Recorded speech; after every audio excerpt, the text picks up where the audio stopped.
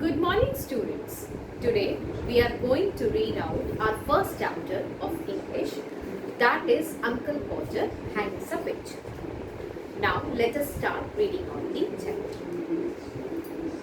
You never saw such a commotion up and down a house in all your life as when my Uncle Podger undertook a job. Commotion means noisy disturbance. मतलब हल्ला गुल्ला होना। Actually इसमें इस story में जो author है वो ये कहना चाहते हैं कि किस तरीके से जब अंकल पॉजर के पास कोई काम आया तो वो किस तरीके से जो हाउस में एक नॉइजी डिस्टर्बेंस क्रिएट हुई। A picture would have come home from a frame maker. एक पिक्चर जो है एक्चुअली में फ्रेम मेकर के पास से घर में आती है। And we are standing in the drawing room waiting to be put up, and Aunt Podger would ask what was to be done with it. और ड्राइंग रूम में एक्चुअली में वो सोच रहे होते हैं कि ये आंट पॉजर पूछती हैं कि इस फोटो का, इस पिक्चर फ्रेम, इस पिक्चर का क्या करना है। And Uncle Podger would say, "Oh, you leave that to me." और अंकल पॉजर उसका रिप्लाई देते हैं कि ये सब मुझ पर छोड़। Don't you, any of you, worry yourself about that. वो कहते हैं कि ये सब मुझ पर छोड़ दो, तुम में से कोई भी इसकी चिंता मत।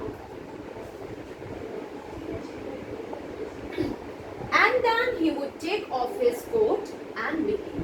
और इस तरीके से वो अपना कोट उतारते हैं और शुरू करते हैं।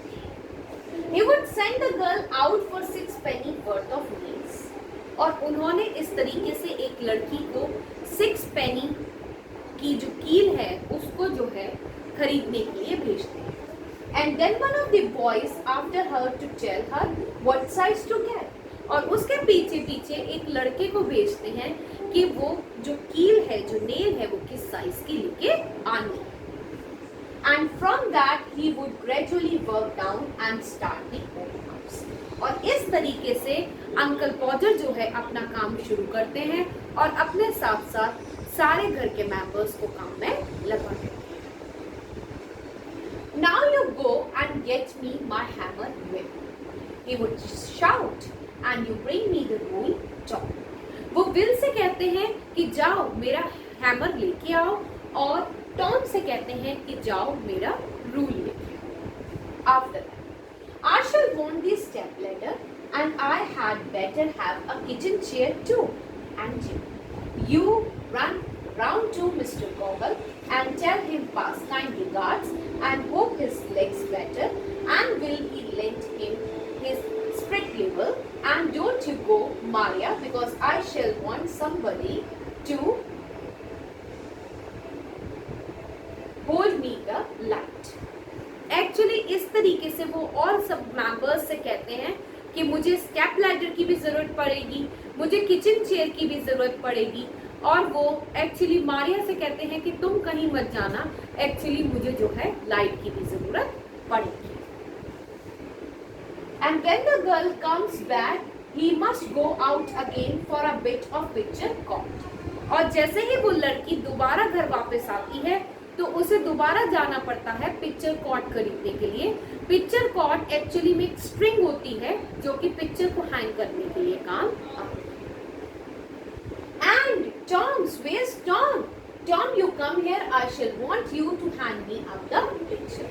और वो टॉम को आवाज लगाते हैं कि टॉम, टॉम कहाँ हो? टॉम, मुझे तुम्हारी जरूरत है ताकि कोई मुझे ये पिक्चर जो है एक्चुअली पकड़ा सके। And then he would lift up the picture and drop it and it would come out of the frame and he would try to save the glove. Sorry. Actually जैसे ही photo को वो lift करते हैं तो वो photo जो है उनके हाथ से छूटती है और इस तरीके से वो जैसे ही जो है उसका जो फोटो फ्रेम का जो ग्लास होता है उसे बचाने की कोशिश करते हैं तो वो अपने ही हाथ को काट लेते हैं। And then he would spring round the room looking for his handkerchief. He could not find his handkerchief because it was in the pocket of the coat he had taken off. Actually जैसे ही वो अपनी finger में उनके cut आ जाता है, वो hanker चीज जो है ढूंढने की कोशिश करते हैं, जो कि एक्चुअली उस कोट में था जो उन्होंने थोड़ी देर पहले उतारा। He could not find his handkerchief because it was in the pocket of the coat he has taken off, and he did not know where he had put the coat. And all the house had to leave off looking for his tools and start looking for his coat, while he could dance round and regret them. Actually, वो hanky जो है उनके coat में होता है और वो जो है कोट को ढूंढने में लग जाते हैं और पूरा घर भी जो है उस कोट को ढूंढने में लग जाता है। Doesn't anybody in the whole house know where my coat is? वो पूरे घर से कहते हैं कि क्या किसी को नहीं पता कि मेरा कोट कहाँ पर है? I never came across such a set in all my life. Upon my word, I didn't. 6 of you and you cannot find a coat that I put down not 5 minutes ago. और वो सबसे कहते हैं कि तुम लोग 6 हो, फिर भी तुम लोग में से कोई भी मतलब मेरा कोट नहीं ढूंढ सकता है। Well, of all then he didn't get up, and then he had get up and find that he had been sitting on it and would call out, "Oh, you can give it." Actually, वो जैसे ही खड़े होते हैं तो वो देखते हैं कि कोट उन्हीं के नीचे होता है और उसके बाद एक्चुअली वो एक फ्रेज बोलते हैं, "Might just as well ask the cat to find anything as expect you people to find it." इसका मतलब ये है कि एक्चुअली तुम में से कोई भी काम नहीं कर सकता, सिर्फ मैं ही हूँ जो काम कर सकता है। And when in half an hour has been spending trying up his finger and a new glass has been got and the tools and the ledger and the chair and the candle has been brought, he would have another go, the whole family including the girl and the 4 women. 4 women actually एक women होती है जो हम higher करते हैं अपने house hold work के लिए, मतलब हम इनडायरेक्टली कह सकते हैं एक servant, standing round in a semi circle ready to help. Actually finally जैसे ही उनकी आधे घंटे बाद उनकी फिंगर ठीक होती है, उन्हें टूल्स मिल जाते हैं, लेडर आ जाता है, चेयर आ जाती है, कैंडल्स आ जाती हैं, तो वो सारे फैमिली मेंबर्स जो एक सेमी सर्कल में फिर से खड़े होते हैं ready to help. 2 people would have to hold the chair and a third would have him up on it and hold him there, and the 4th would hand him a nail, and a 5th would pass him up the hammer, and he would take hold of the nail and drop it again. He would say in an injured tone, "Now the nail's gone." 2 बंदे actually में जो है chair hold करके खड़े होते हैं, एक उन्हें नेल पकड़ा रहा होता है, एक उन्हें हैमर पकड़ा रहा होता है और एक उन्हें फोटो फ्रेम पकड़ा रहा होता है। और अब क्या होता है कि जैसे ही वो फोटो फ्रेम पिक्चर जो है टांगने के लिए खड़े होते हैं, अब उनके हाथ से नेल गिर जाते हैं। And he would all have to go down on our knees and grovel for it. Grovel का मतलब होता है crawl करना। While he would stand on the chair and grunt and want to know if he was to be kept there all the evening. The nail would be found at last, but by that time he would have lost the hammer. और जैसे ही अब nail मिलती है तो उनका hammer खो जाता है। Where's the hammer? What did I do with the hammer? Great heavens! 7 of you grabbing round there and you don't know what I did with the hammer. अब जैसे ही कील मिलती है हैमर खो जाता है और फिर वही बात कि हैमर कहाँ गया, और फिर वही कहते हैं कि तुम लोग जो 7 हो और फिर भी मेरा एक हैमर नहीं ढूंढ सकते।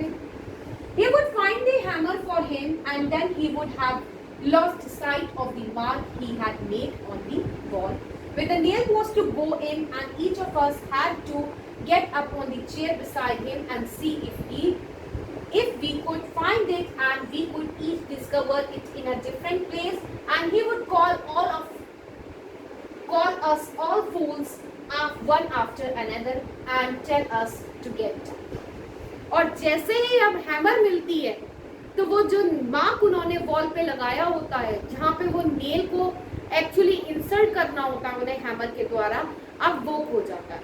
और one by one her person जो है एक्चुअली में हैमर चेयर पे चढ़ता है और ढूंढने की कोशिश करता है कि वो एक्चुअली मार्क कहाँ पर है। And he would take the rule and remeasure and find that he wanted half 31 and 3/8 inches from the corner and would try to do it in his hand and go mad. And he would all try to do it in our hats and all arrive at different results and sneer का मतलब होता है laugh, हंसना, and one another. And in a great row and in a general row, the original number would be forgotten and Uncle Podger would have to measure it. Actually, after that the mark was lost and one by one everybody was getting up on the chair to find out the mark. And unfortunately, Uncle Podger को दोबारा से mark जो है लगाना पड़ा और उन्होंने calculation start करी और कैलकुलेशन जैसे ही स्टार्ट करी कि वो मार्क कहाँ आना चाहिए, अनफॉर्चुनेटली वो जो मेजर था जहाँ पे वो नेल लगना था वो ही भूल गए और इस तरीके से हंसी मजाक चलते चलते वो मार्क ही भूल गए। The rest I will explain in the second video. Thank you.